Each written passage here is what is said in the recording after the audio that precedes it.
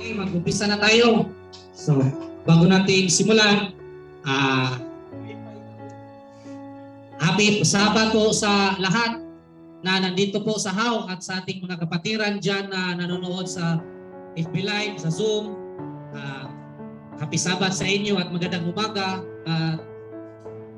Lalo na sa ating mga minamahal na mga kababayan, kung sino man yung nakapanood o gustong sumunod sa aming mga pag-aaral sa kasulatan, sa salita ng ating may likha. So, nandito na tayo mga bata sa Genesis chapter. Musta na tayo? Musta chapter? Anong chapter na tayo mga bata? Chapter 22.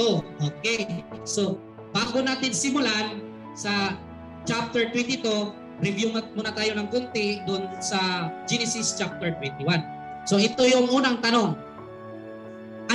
Ilang edad ni Abraham bago nagkaroon siya ng anak na si Isaac? 100. Right yun yung mga estudyante. Kay nakaibaw yun sa atong nakahinungko. Ano bang naalala nila yung natalakay nating nakaraang Sabat. So, pangalawang tanong, saan nagpunta si Ismael at Hagar nang pinalaya sila ni Sarah? Sa lugar? Sa lungsod? Saang lungsod? Saang lugar nagpunta si ano tawag dyan? Si Ismael at si Hagar na pinalaya sila ni Sarah. Ang lugar A. Egypto, B. Pilipinas, Paran. Okay. Letter D. Letter C. Paran. Okay. At doon naging tanyag na mangangaso si Ismael. At nang nandoon sila habang namumuhay sa Paran, yung kanyang ina na si Hagar ay pumunta sa Ehipto para maghanap ng mapapangasawa ni Ismael dahil si Hagar ay isang Ehiptohanon, isang Egyptian. Okay? So, pangatlong tanong, ito yung pangatlong tanong. Ano ang kahulugan ng Berseba na kung saan doon nagsumpaan si Abimelech at si Abraham? Ano ang kahulugan ng Berseba? Berseba. Hilton, anong kahulugan? Sama ng beer, Ton. Kung saan ang beer? Kanang San Miguel? Red Horse? Beer? Red Horse? O San Miguel? Beer. Say. Ano ang kahulugan ng beer? Beer. Dili ng beer makahubog ha. Hindi yung beer na alak. Yung beer, ang ibig sabihin ay tabay or balon. Okay? Balon. Ang kahulugan ng Berseba, atabay sa o saman, 8, 7, 8, siyam. Atabay sa o sa Siba. 7, atabay sa 7. Okay? The word Siba, Saba.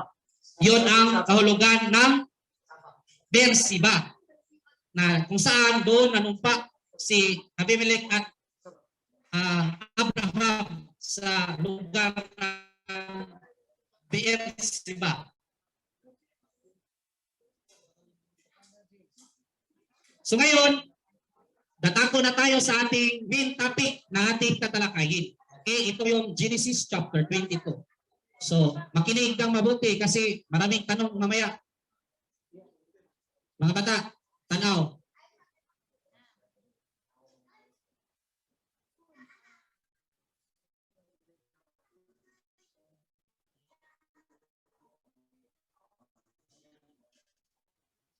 Ito yung sinasabi sa verse 1. Genesis to him si Abraham. Ito yung pamagat ng ito. Sa verse 1, pagkalipas ng ilang panahon, sinubok ng Elohim si Abraham. Tinawag siya ng Elohim, Abraham. So, pagkalipas ng ilang panahon, na nanirahan si Amang Abraham doon sa Gerar, sa Beersheba, sa mga lugar ng mga Filistia, sa nasa sakupan ni Abimelech, King Abimelech.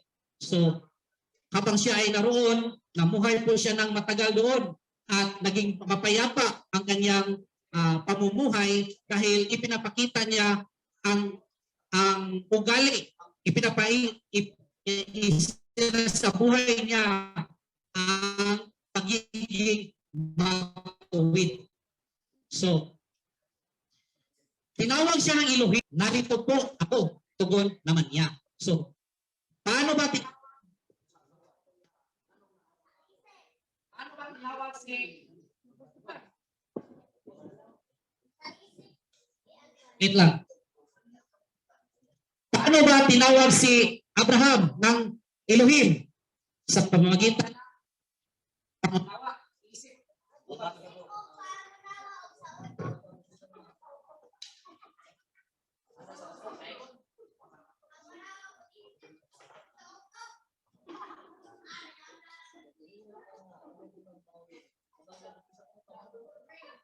Diyan sa kanyang pag-iisip.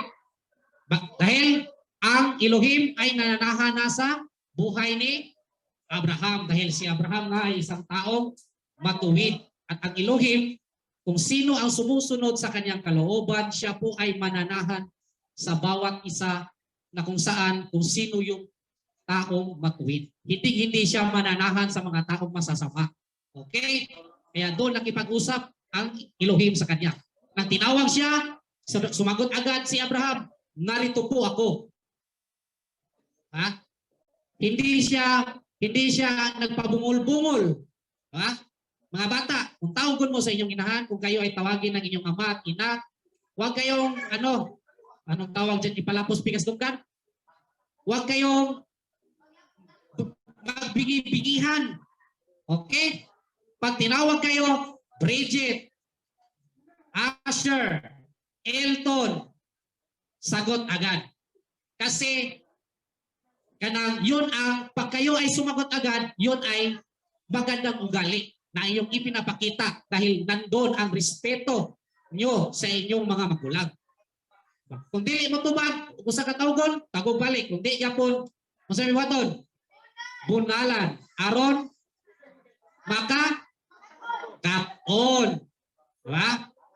Kailangan paluin dahil para matuto. Hindi ito pinapalo para parusahan. Pinalo ito para matuto ang ating mga kabataan.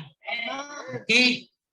Kasi yung iba, pag pinapalo yung mga anak, ang sabi ng mga magulang, pag nakakita, yung ibang magulang, ang naging reaksyon nila, kaluoy sa bata.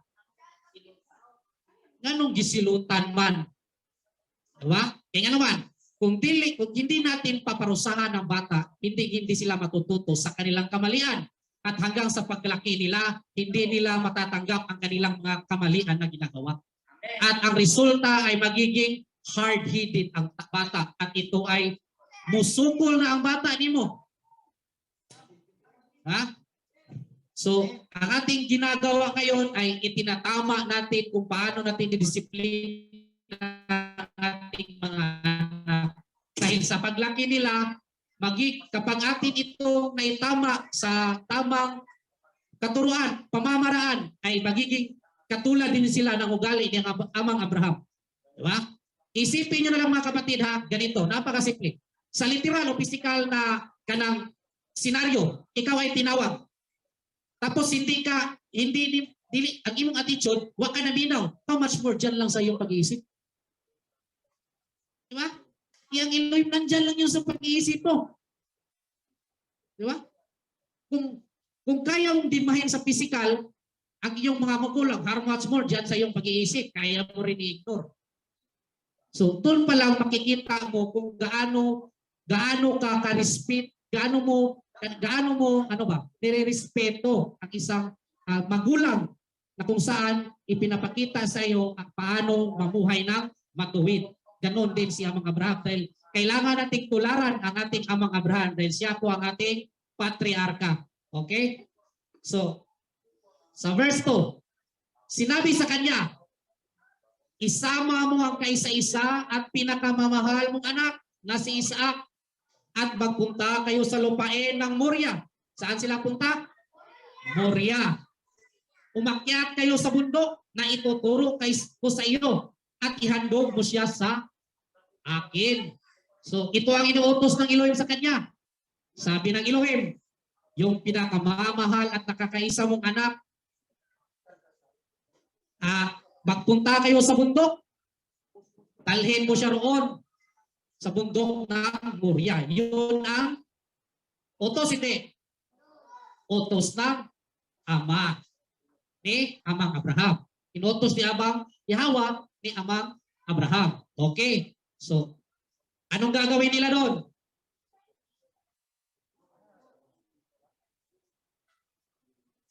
Sa verse 3, kinabukasan, maagang bumangon si Abraham at nagsibak ng kahoy na gagamitin ng panggatong sa handog na susunugin. Kaya pala pinapunta si Abraham doon sa bukid ng Moria para ihandog ang kanyang iisang pinakamamahal na anak na si Isaac. Okay, biruin nyo. Diyan sa iyong pag-iisip, nakipag-usap ang Elohim sa iyo ni Amang Abraham. Pinakamamahal niya yun eh. Nag-iisang anak. Yun nga ang inihingi niya, magkaroon ng anak. Tapos ihandog. Diba? So, pag ihandog, papatayin hindi. Ha? Papatayin? Papatayin. Handogan eh. Diba? Kailangan patayin kasi yung handog, ihandog mo yan sa Aba. Kailangan patayin. Gaya na inahandog natin ng hayop. Anong ginawa natin sa paghandog ng hayop? Tinatay or pinaglaruan? Tinatay. Ha? So patay talaga. Anong ginawa? Inihandaan niya ang asto at umalis kasama si Isaac at ang dalawang aliping lalaki papunta sa lugar na sinasabi ng Elohim sa kanya. Biro nyo, anong ginawa ni Amang Abraham? Ni Tuman, wala. Ni Tuman sa way paglakay. Sumunod ng walang pag-alinlangan. Kung ano ang inuutos sa kanya ng Elohim, kanya itong sinusunod. So, napakaganda. Diba? Biro ba? Nasundin ang ganitong utos? Biro? Hindi. Hindi biro. Kasi, iaalay niya ang kanyang pinakamamahal na anak. Diba? Masakit yun. Masakit hindi. Masakit. Pero alang-alang sa kalooban ng Elohim, si Amang Abraham, hindi nag-alinlangan. Susunod at susundin niya ang kalooban ng Elohim. Kasi yun ang pagbibigay ng respeto bilang ama niya ang Elohim. So, nagsibak siya ng kahoy, gagamit. Imagine now, mga Ikson, mga bata, maagang bumangon. Imagine, maagang bumangon. Excited. Pero excited.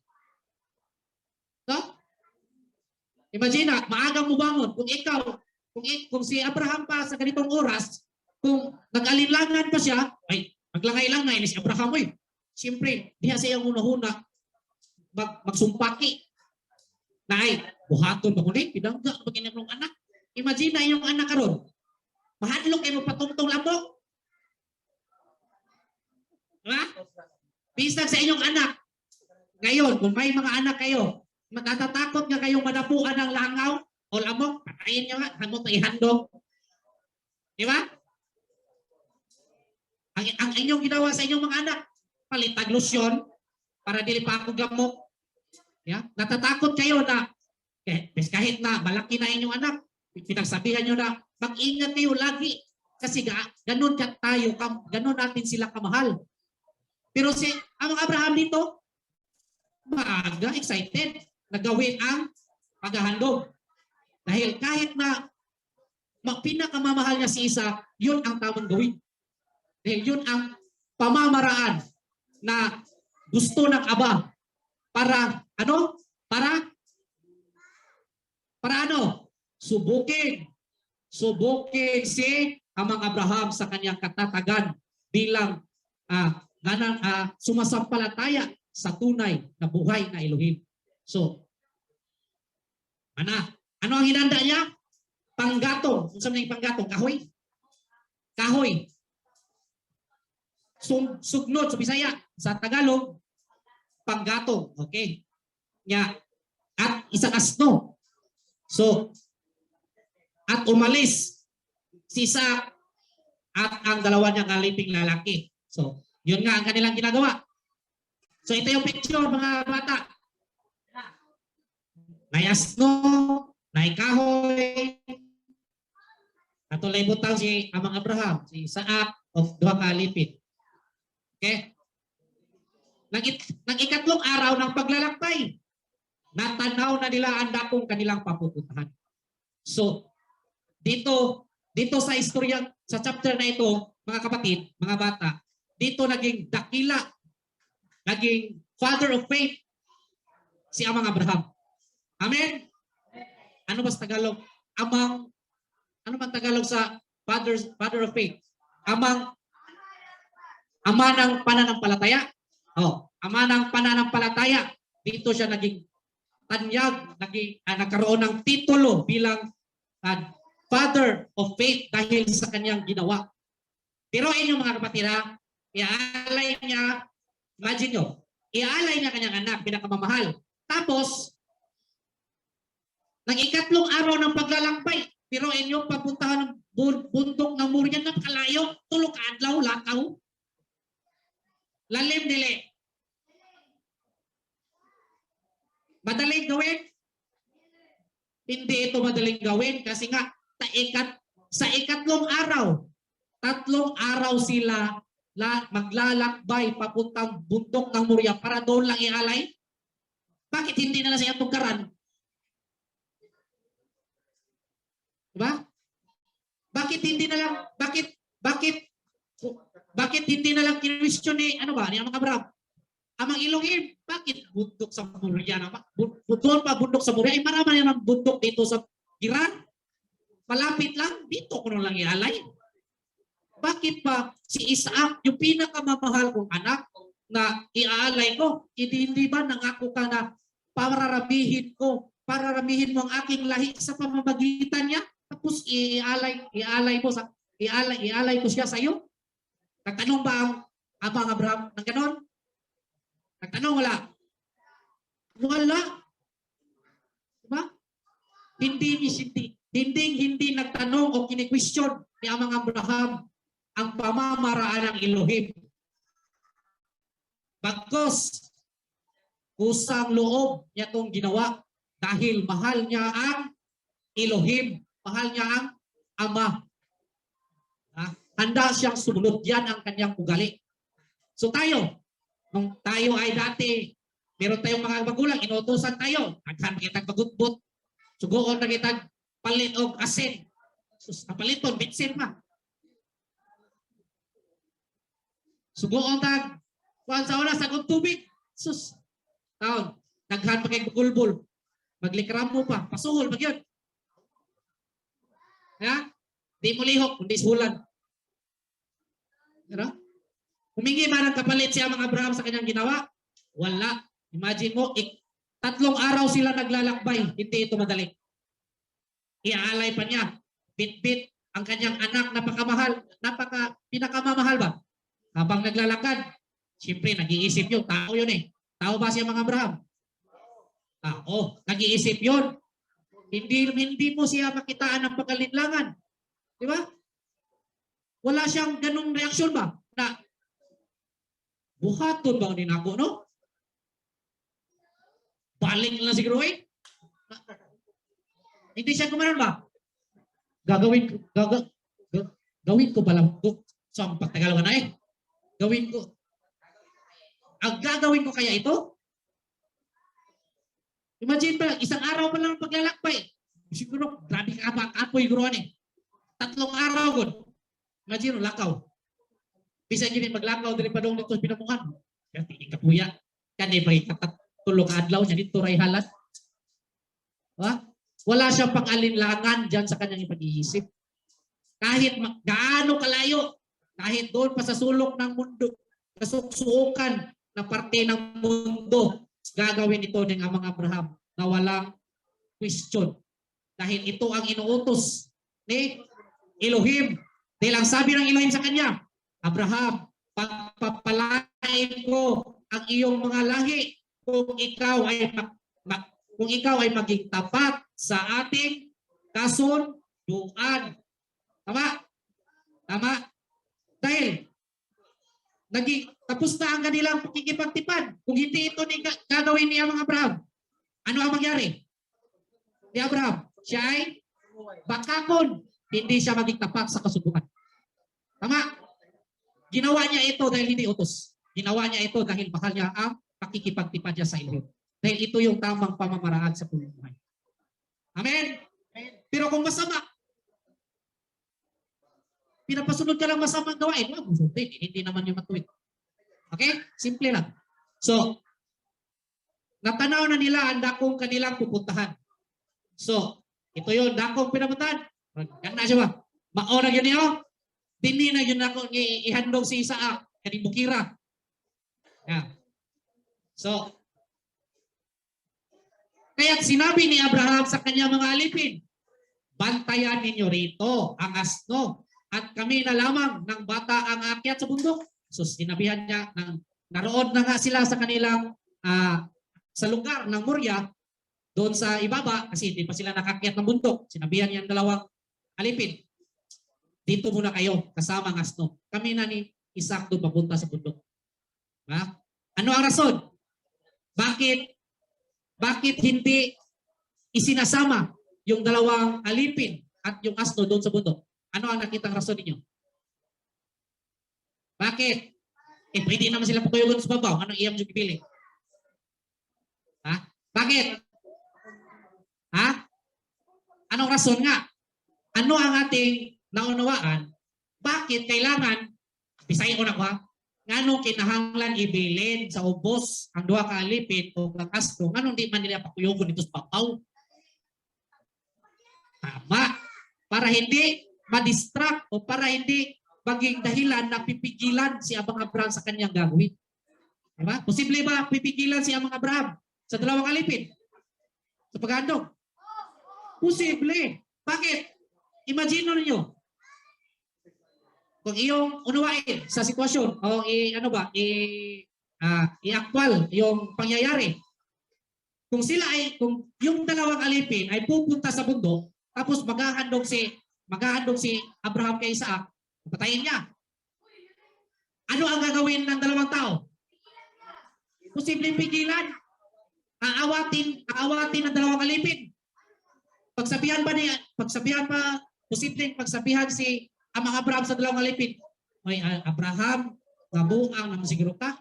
Anong imo mo ng patyo ng imong anak? Oy, nawa naman kasi mo una-una.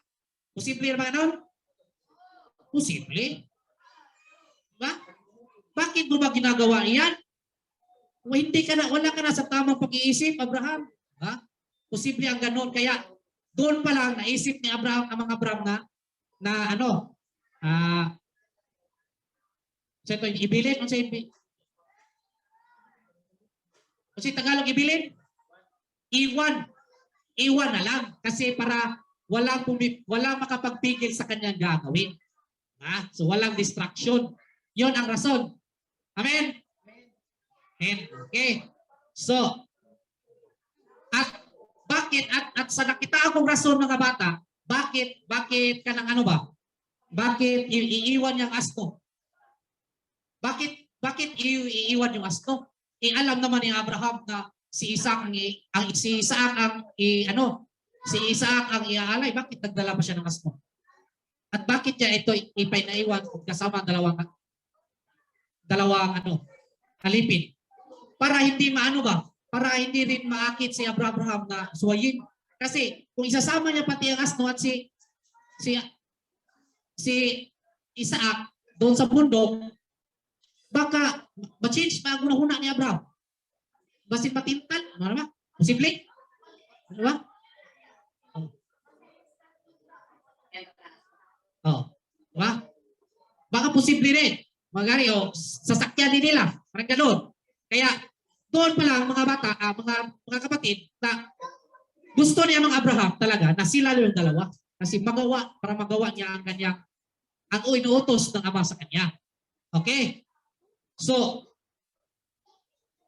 verse 6. Ipinapasa ni Abraham kay Isaac ang kahoy na panggatong. Dala naman niya ang apoy at patalim at magkasama silang lumakad. So, habang umakyat sila sa bundok, pinapasa ni Isaac yung kahoy. Ito, umakyat na sila. Ngayon, tanong, bata ba si Isaac? Bata hindi.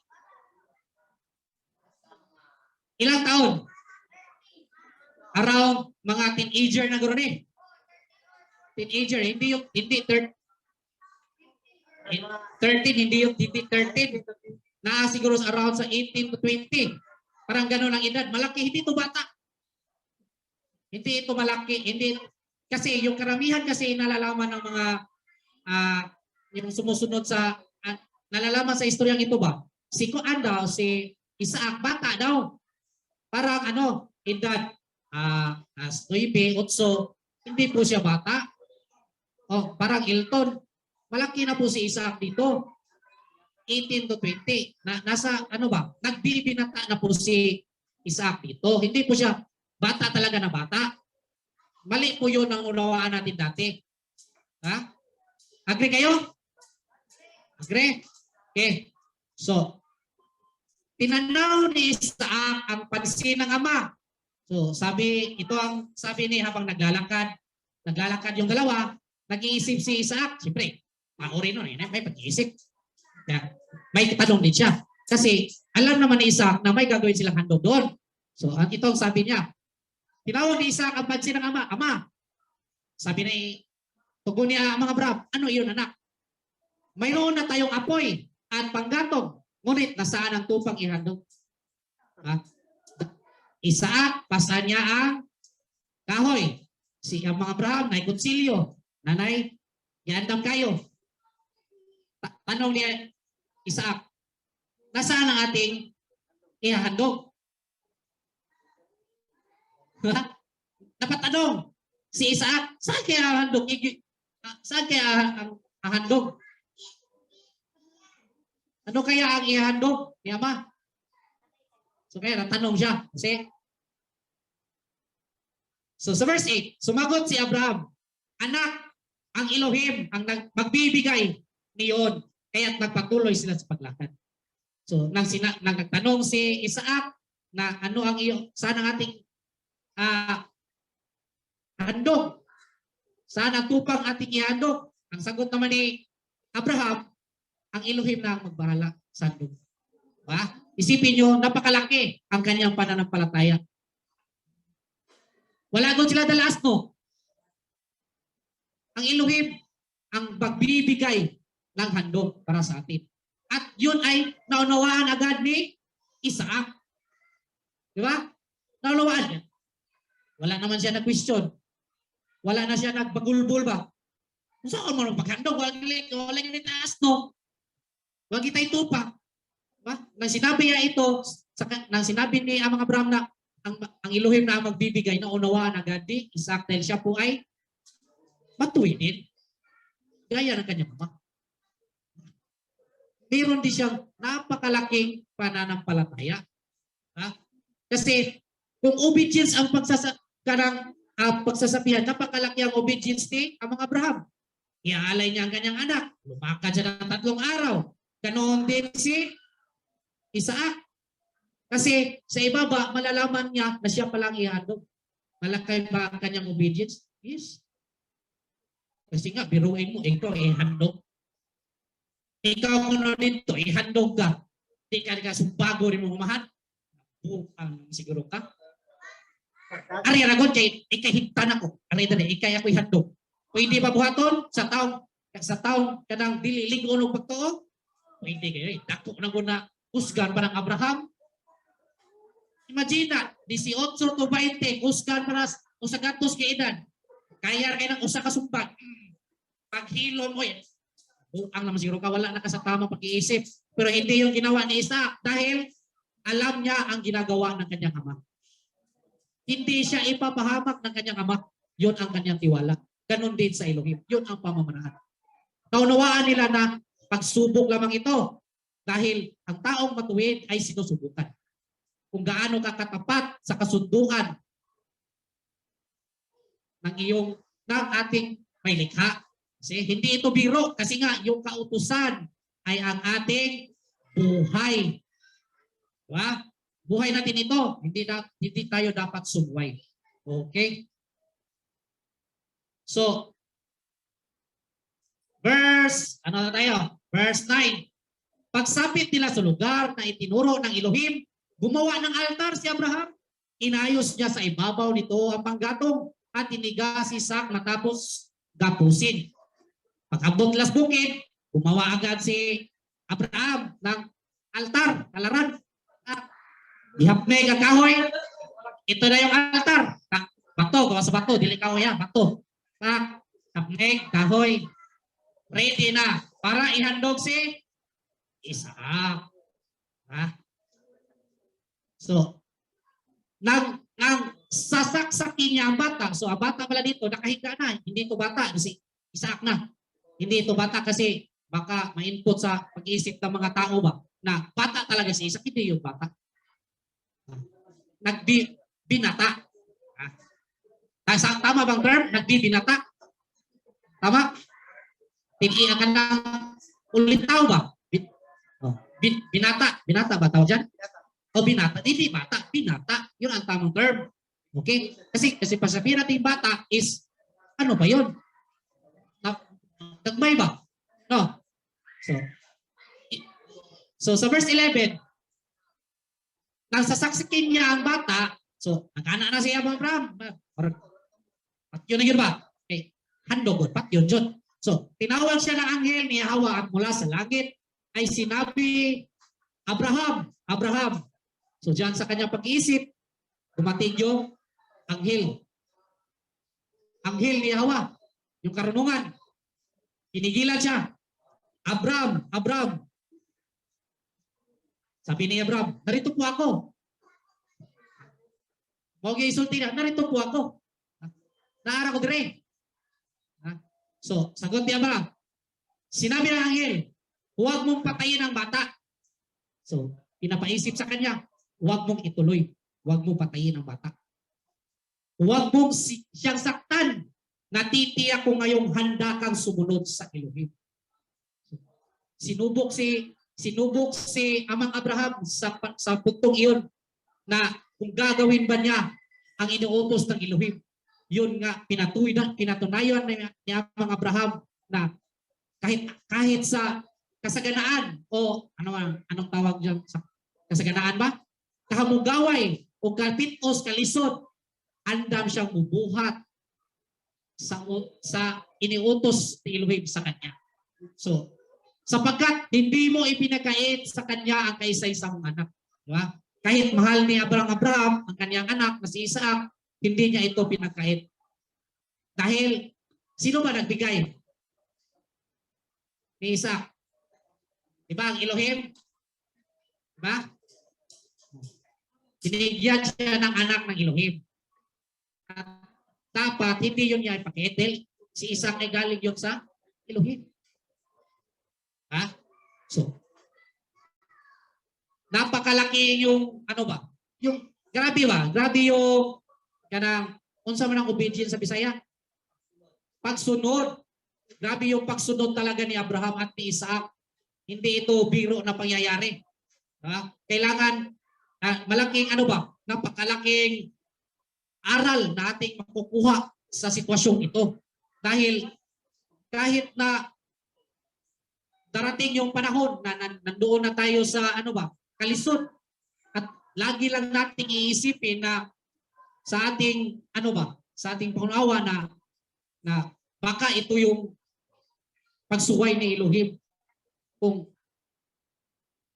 sa akong pagsunod niya. Pero kung pirmi na ganina, na something sa imong gibuhat. Diba? Kasi kung iba yung pagsubok o iba yung pagsubok at yung parusa. Tama? Diba? Siyempre, pag sinubok ka, temporary. Tama? Pero kung parusa, ay hindi na yan temporary. Baka may something sa iyong ginagawa. Kaya ka pinaparusahan. Kaya kailangan mo itong, kailangan ka magmakgon. Kailangan na laging ipaandar mo yung pangunawa mo sa bawat hakbang na yung gagawin. Nating gagawin lang. So, verse 13. Paglingon niya, may nakita siyang isang lalaking tupa.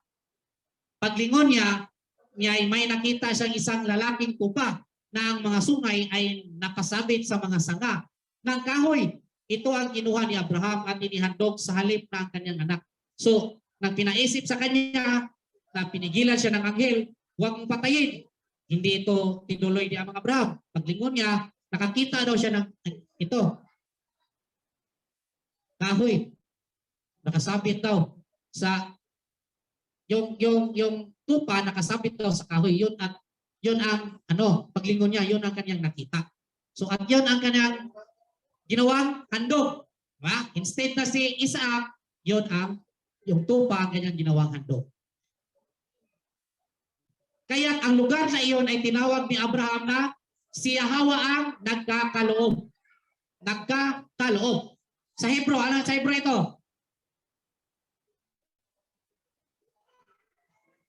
Yung lugar na iyon, yung bundok sa Moria, doon kung saan doon siya gumawa ng handog, tinawag niya iyon ng si Yahweh ang nagkakaloob dahil si Yahweh ang gumawa ng paraan kung ano ang ihahandog. Sa Hebro, ito ay tinatawag na Yahweh Jireh or Adonai Jireh. Okay? Imani. At magpahanggang ngayon, sinabi ng mga tao, sa bundok ni Yahweh ay may nakalaan. So sa verse, ito, ihandog na niya. Pero nangyari. Sa verse 15, mula sa langit, nagsalitang muli kay Abraham ang anghel ni Yahweh. Ako'y nangangako sa pamamagitan ng aking pangalan, Yahweh, sapagkat hindi mo ipinagkait sa akin ang kaisa-isa mong anak. So, nakipag-usap si Elohim sa kanyang pag-iisip na nangangako ang Elohim. Tuto pa rin ni Elohim ang kanyang pangako kay Abraham dahil pinatunayan ni Amang Abraham na siya ay tapat sa kasunduan. Diba? Kahit tapat siya sa inuutos sa kanya, sinusunod talaga niya. Nararapat ba ang pagpapala na patanggap ni Amang Abraham na ibibigay ni Elohim? Nararapat ba sa kanya? Nararapat. Diba? So, napakagandang pagpapala dahil para rabihin. Hindi ipapako ni Elohim ang kanyang pangako doon sa mga taong matuwid. Okay? Kahit na ang tao ay hindi maging tapat sa kanya, ang Elohim ay nandun lang. Lagi na gagawin mo. Kung ikaw ay babalik sa kanyang kapamaraanan, ibibigay niya yan sa iyo. Pero kung ikaw ay sumuway, hindi niya yan ibibigay. So, 17, pagpapalain kita, ang lahi mo ay magiging sindami ng bituin sa langit at buhangin sa dagat. So, sa pagkadaghan, hindi may hap. Sasakupin nila ang mga lungsod ng kanilang mga kaaway. So, yun ang pagpapala. Sa pamamagitan ng iyong lahi, pagpapalain ang lahat ng bansa sa daigdig sapagkat sinunod mo ang aking utos. So sa pamamagitan ni Amang Abraham, pamamagitan ni Isaac, dadami ang lahi. Diba? So hindi ito tumutukoy lang sa pisikal na lahi. Tumutukoy po ito sa pananampalataya na handang sumunod sa kapamaraanan ng Elohim. Yun po ang lahi. Hindi yung by blood. kahit kadugo po man si Abraham or Yitzchak, pero hindi ka sumusunod sa utos, hindi ka kikilanin. Hindi ka ma-recognize na ikaw ay nakikipagtipan sa Elohim. Dahil ang nakikipagtipan sa Elohim ay sumusunod sa kautusan. Okay? So, 19. Binalikan ni Abraham ang kanyang mga alipin at sama-sama silang umuwi sa Beersheba. Nang natapos ang paghahandog, umuwi na sila sa Beersheba. 20. Hindi nagtagal, nabalitaan ni Abraham na si Milca, ang asawa ng kanyang kapatid na si Nahor, ay nagkaroon din ng mga anak na lalaki. Okay. Si Abraham daw, nang umuwi siya sa Gerar, nabalitaan niya na yung kapatid niya, sino yung kapatid niya?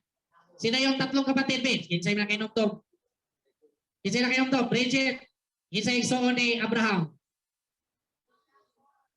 Kinsay yung sa? Si Nahor o si?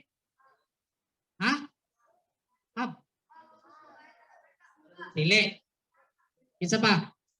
Sakto to, letter H ko una. Sakto to, letter H ko una. Nahor o si? Haran.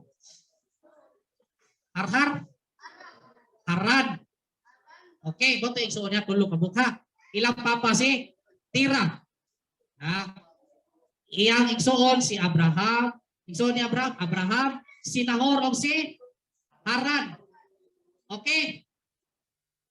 Imagine ka niyong nalimot na. Yan ato ni Bruno Mali. So, ang asawa niya si Milca. Ingon sabi niya si Nori, ingon sabi niya si Milca. Iyang pagumangkon. Okay? Pamangkin. Pamangkin niya ito si Milca. Okay? Kasi si Milca, ang kanyang papa ay si Haran. Nakuha? Kaya pagumangkon niya si Milca. So, napilitaan, meaning, may communication talaga na between Nahor at Abraham. Diba? Kahit nasa malayong destinasyon, may communication sila. Pero ang alam natin communication noon, siguro yung alipin, susubuon, padala ng sulat, kasi wala naman cellphone sa una. Diba? Wala namang tawag-tawag sa una, tilibabad. Ngayon lang yan nangyari. Diba? So sa una, yung inutusan para kumustahin ang kanyang mga kapatid, siyempre may alipin eh. Yun ang utusan. Yun ang messenger noon. Ngayon, ang messenger ngayon, nasa cellphone. Ang messenger, tao. Ngayon, application na. Wow. Napaka-high-tech. Diba? Kaya, ano ba? Madali na lang. Ang ano lang sa messenger dito, pag walang internet, hindi ka maka-message. Noon, pag ano talaga, tao, inutusan pag di na ang kanang alipin na sumuol, pag di utuman, kung saan tayo mo aton, gospel. Di ba? So, kailangan, yung alipin talaga, kasi may obligasyon yung alipin. Kailangan nila sundin ang amo. Kasi amo nila yun eh. Yun ang tamang pamamaraan doon na gagawin. Makatarungan para sa kanila. So ito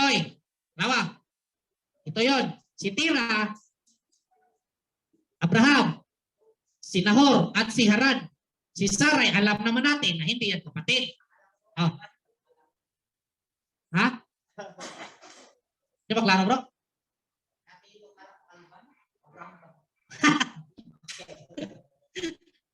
Abraham na Dili na, alam natin na hindi yan magkapatid si Abraham at Sarah, okay? So, sa nawaan ng marami, sila ay magkapatid, pero ito yung naunawaan namin na hindi po sila magkapatid. At na-explain na po na yan natin dati. Okay? So, ang kapatid ni Abraham, si Nahor at si Haran. At si Nahor, sumpay sa. Ang panganay, so, nang nabalitaan ni Abraham na si Nahor ay may anak ni Milca, ito yung panganay nila. Si Hos, si Buz, si Kimuel, ang ama ni Aram. 22. Ang iba pang naging anak ni Nahor kay Milca ayon sa pagkasunod-sunod ay si Kised, si Hazo, Pildas, Jidlab at Bethuel. Ilan lahat? Ang anak ni Nahor kay Milka. Ilan lahat? 1, 2, 3, 4, 5, 6, 7, 8, 8. 8 ang anak niya kay Milka. Okay? May iba pa siyang anak kasi may iba pa siyang asawa eh. Ito yung sabi. Si Bethuel ang ama ni Rebecca. So, sa anak ni Nahor, may anak siyang nagpangalang Bethuel. So, kaya si Bethuel, kaya binobold ko kasi ito yung, dito rin ang garing, yung anak ni Bethuel, dito, diri magagikan. Diyan magmumula ang pagpapangasawa ni Yitzchak. Okay? Si Bethuel ang ama ni Rebecca. Okay? Ito ang 8 anak ni Nahor kay Milka. So, 8. Sa verse 24, kay Reuma na asawang lingkod. Something asawang lingkod? Alipin? Alipin nga. Kay Reuma na asawang lingkod ni Nahor, naging anak naman niya sina Teba, Gaham, Tahas at Baka. So sa kanyang alipin, may alipin ding asawa si Nahor at may 4 siyang anak. So lahat ng kanyang anak, sumatotal, 12. Sakto? Ing anak sila kang hilhingi ang atong patriarka. The more daghan, the more abundant. Kasi sabi ng Elohim, paglipay, ayaw kahadlok. Di ba? Kung ikaw ay kung ikaw ay mag-asawa na, siyempre, mag-uol ka. Buang-buang na siguro ka, no? Kaya mo minyuan yung asawa, ang babay, tapos mag-uol ka. Siyempre, maglipay ka. Kaya pa nakakusa ang lipay.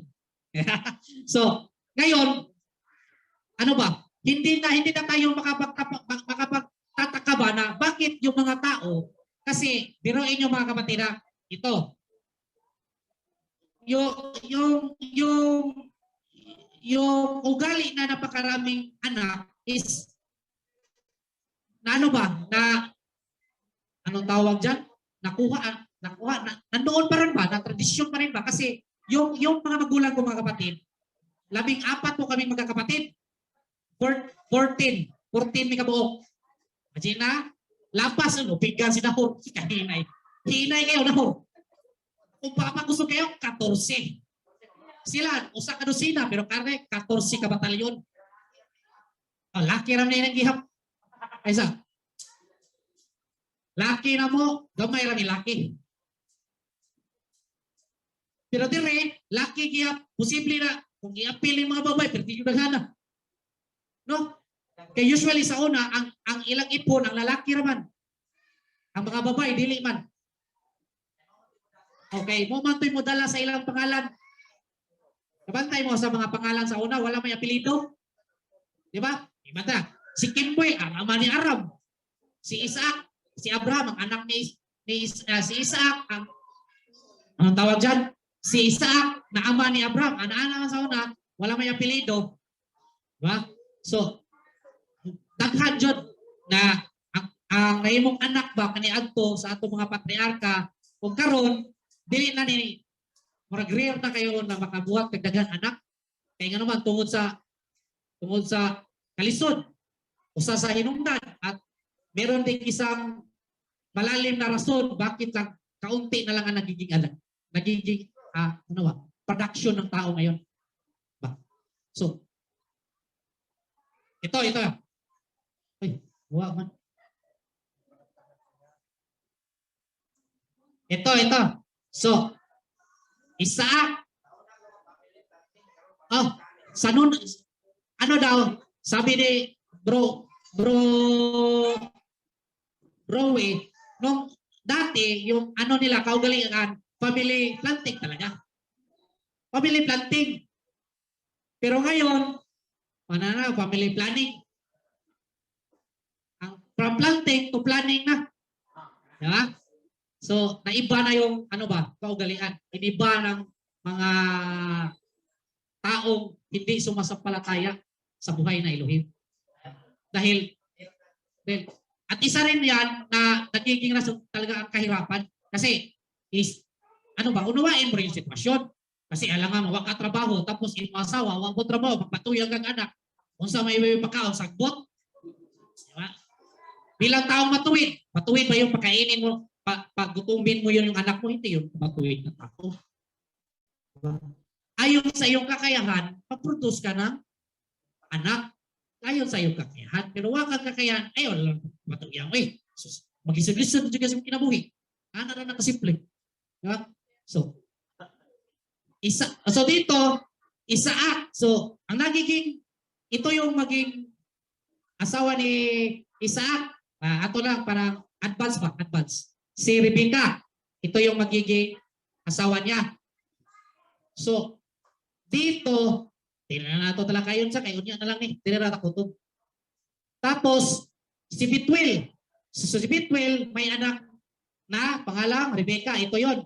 At may kapatid siyang si Laban. Diba? Iyang igsuon si Laban. Diba?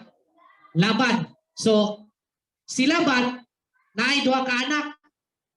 Si Leah o si Rachel. Kagsad may connection sa umabot. Ay, bawaan na to. Dire na sa nakutob. Wala, si Haran, na ay anak, Lot. Kinsa may igsuon ni Lot? Mga bata, may. Kinsa igsuon ni Lot?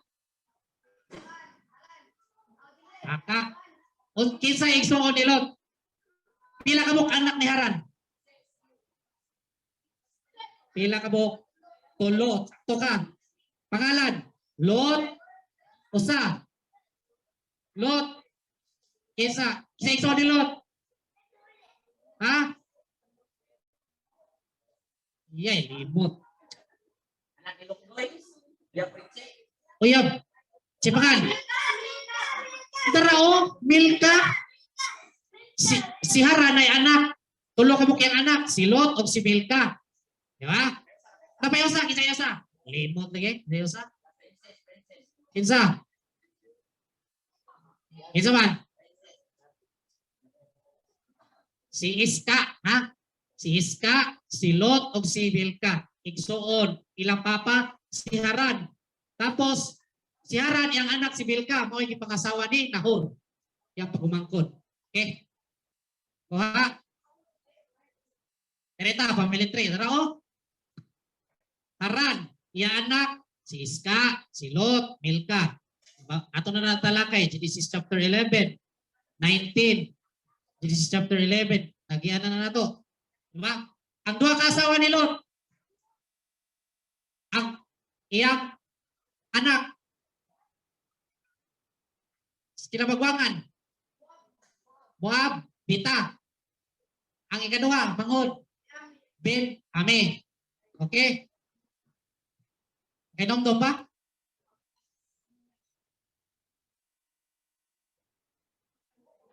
Question. Ito, question. Number 1. Bakit pinapunta ng Elohim si Abraham sa bundok ng Moriah? A. Para tingnan ang lupaing ibibigay niya kay Isaac.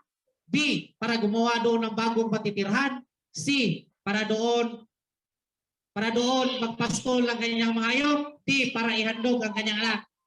Letter B. Para ihandog ang kanyang anak. Genesis chapter 22 verse 2. Number 2. Ilang araw naglakbay sina Abraham, Isaac at ang mga alipin bago nakarating sa bundok ng Moriah? Tatlo? Sure? Tatlong araw. Letter C. Number 3.